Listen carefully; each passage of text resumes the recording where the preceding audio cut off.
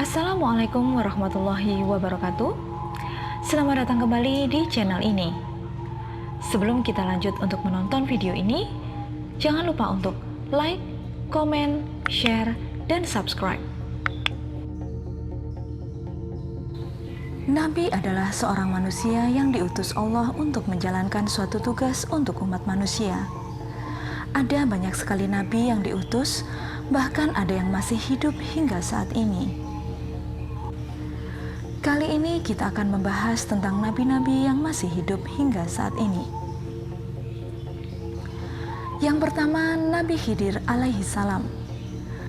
Nabi Khidir mungkin masih asing bagi sebagian orang, karena namanya memang tidak masuk dalam daftar 25 nabi dan rasul yang wajib diimani. Ia sendiri dikenal sebagai sahabat Nabi Musa alaihi salam. Nabi Khidir sudah ada di dunia sejak tahun 322 sebelum Masehi dan diyakini masih hidup hingga saat ini. Dikatakan bahwa Nabi Khidir meminum air nur hayat atau mata air keabadian di bawah arahan Allah Subhanahu wa Ta'ala. Hal ini yang membuatnya berumur panjang. Adapun tugas yang diberikan Allah kepadanya, yakni memberikan petunjuk serta pelajaran mengenai hikmah kepada para wali Allah. Nabi Khidir merupakan keturunan Nabi Nuh alaihi salam dari jalur Sam dengan kunyah Abul Abbas. Salah satu tanda kenabiannya adalah mempunyai mukjizat yang diberikan Allah Subhanahu wa Ta'ala. Seperti halnya kisah Nabi Khidir, mukjizat yang diyakini Allah Subhanahu wa Ta'ala berikan kepadanya adalah mengubah tanah gersang menjadi hijau alias subur. Menurut riwayat, Nabi Khidir adalah seorang anak raja pada zaman kenabian Zulkarnain alaihi salam.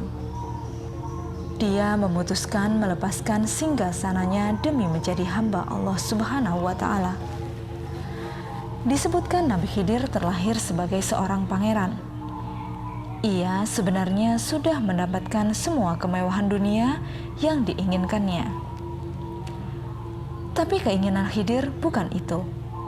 Dia ingin sesuatu yang sempurna, yang abadi, yang bisa menjawab segala ketakpuasan sekali untuk selamanya. Tapi dia juga sadar bahwa dunia ini terlalu licin untuk keinginannya yang besar itu. Toh singgasana bisa lapuk, kekayaan bisa hangus, kecantikan bisa memudar, hasrat bisa surut, umur lebih-lebih. Tapi jiwanya sudah terlanjur gelisah. Pasti ada sesuatu seperti yang dia inginkan itu. Pasti ada dan dia harus menemukannya sebelum usianya habis.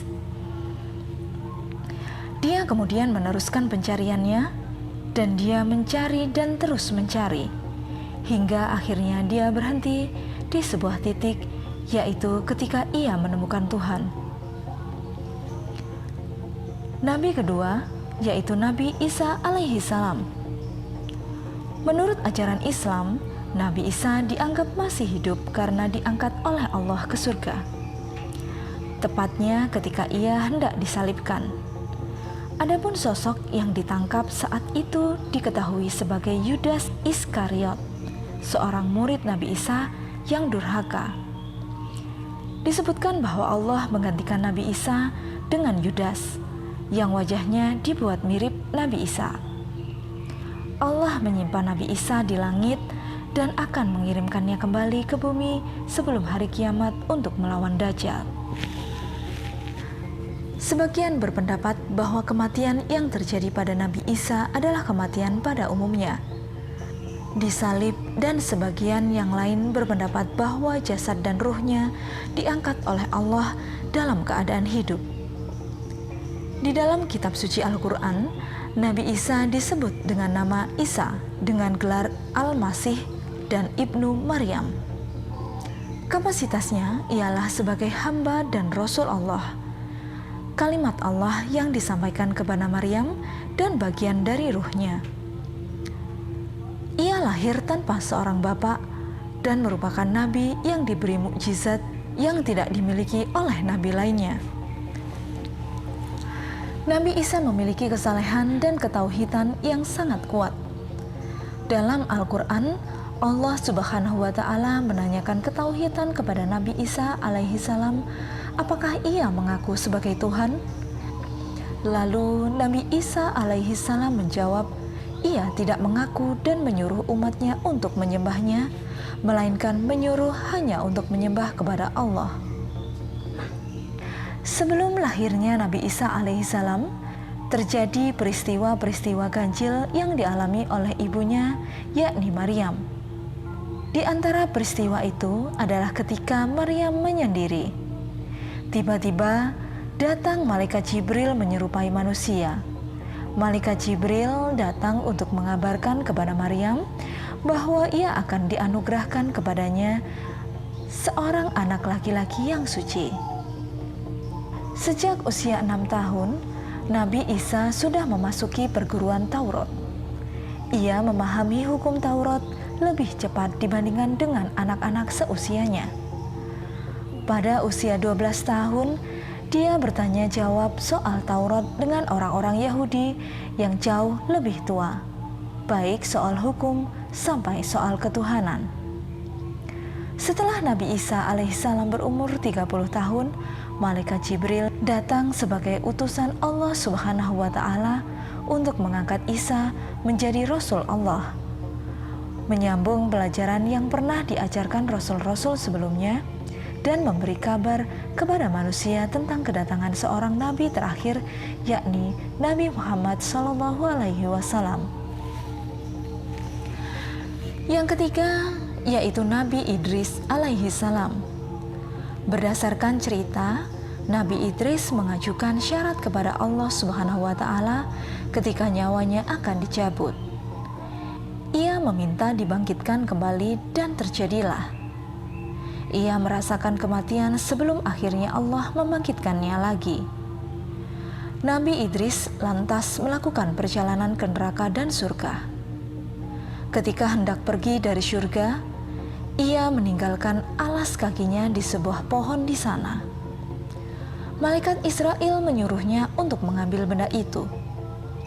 Namun dengan alasan nyaman, Nabi Idris tidak ingin meninggalkan surga setelah masuk kembali. Ia pun meminta malaikat Israel membiarkannya di surga dan tetap berada di dalam surga sejak saat itu.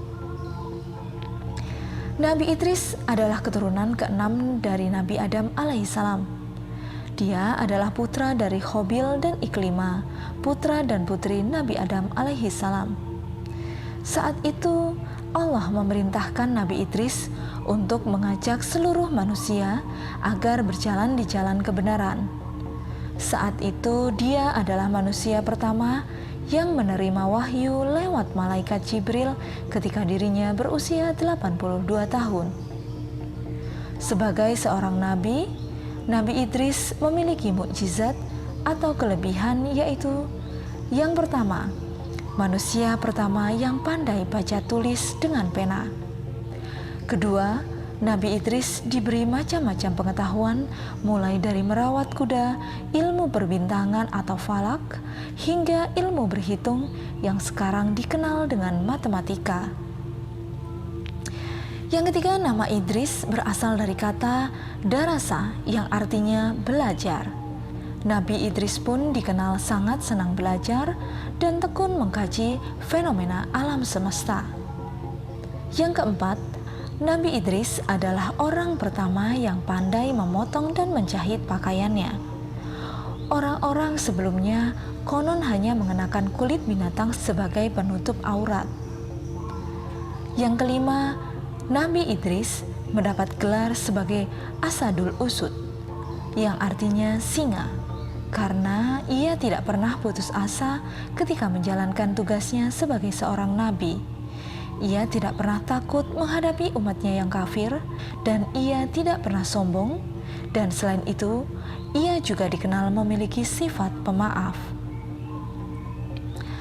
Nabi berikutnya yang masih hidup hingga saat ini, yaitu Nabi Ilyas alaihi salam. Nabi Ilyas menjadi nabi yang diyakini masih hidup hingga saat ini. Suatu hari ia didatangi malaikat yang hendak menjemput nyawanya. Mengetahui hal itu, Nabi Ilyas merasa sedih hingga menangis karena jika meninggal tak akan bisa lagi berzikir kepada Allah. Atas dasar alasan itu, Allah Subhanahu wa Ta'ala memerintahkan malaikat untuk menangguhkan pencabutan nyawa Nabi Ilyas alaihi salam.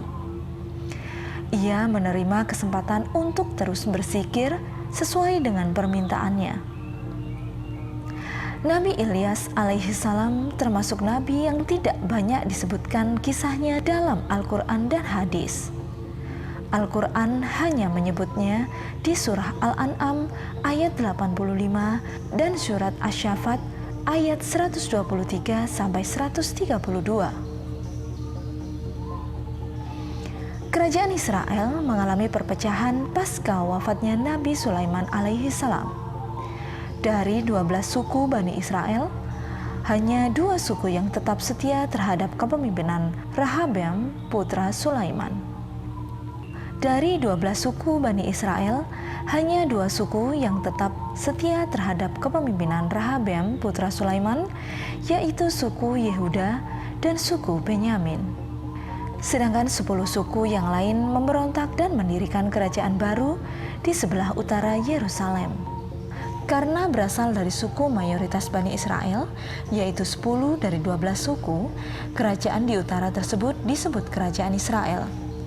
Dan ibu kotanya adalah Samaria.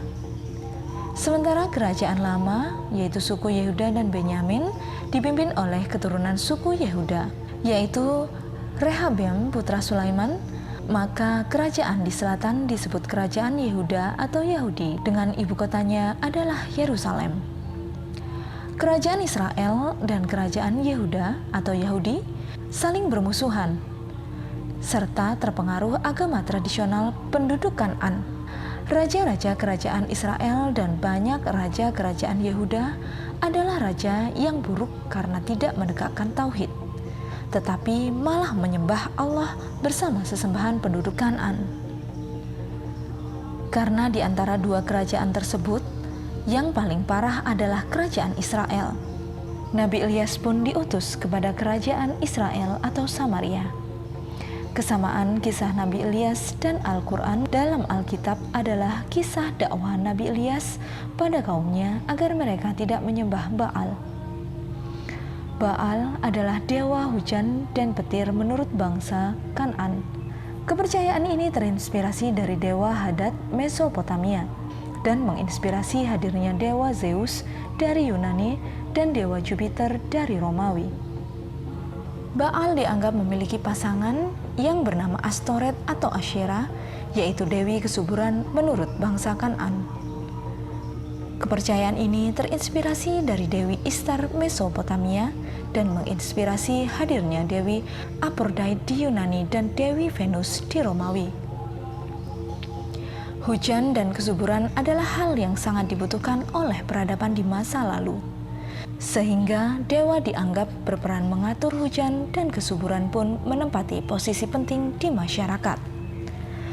Demikian tadi nabi-nabi yang dipercaya sampai saat ini masih hidup.